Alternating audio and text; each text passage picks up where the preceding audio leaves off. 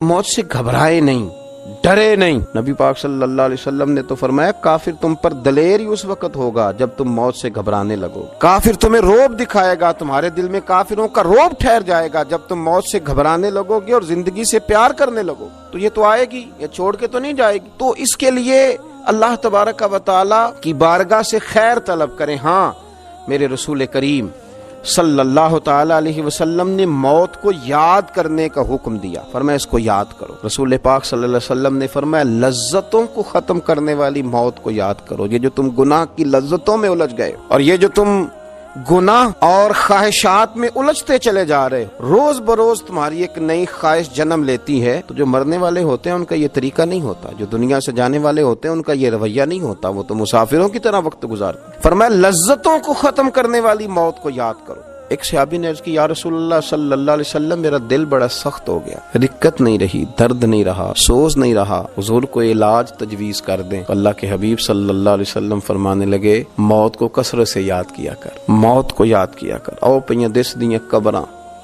جنہاں تے پھل پے، ادھروں کوئی نہیں جی آمدہ تے ادھروں لکھاں گئے۔ امام غزالی حدیث لائے ہیں، سید عالم صلی اللہ علیہ وسلم فرمانے لگے عائشہ جو بندہ دن میں 20 مرتبہ اپنی موت کو یاد کرے اللہ اسے قیامت کے دن شہیدوں کے ساتھ کھڑا فرمائے گا، اللہ اسے وہ درجہ عطا فرمائے گا۔ اب موت کو یاد کرنے کا کیا مطلب ہے؟ موت موت موت یہ تسبیح پڑھ لے، یعنی 20 مرتبہ دن میں یہ گمان کرے کہ مجھے مر جانا ہے، اللہ کی بارگاہ میں جانا۔ پھر کیا ہوگا؟ پھر 20 مرتبہ اس کی فکر تطہیر کا روپ دھارے، 20 مرتبہ اس کی سوچیں پاکیزگی کی طرف جائیں گی، 20 مرتبہ دن میں دنیا کی لذت چھوڑنے کا خیال آئے گا، 20 مرتبہ دن میں وہ خیال کرے گا یہ گناہ بھی چھوڑ دوں، یہ غلطی بھی چھوڑ دوں، یہ ظلم بھی چھوڑ دوں۔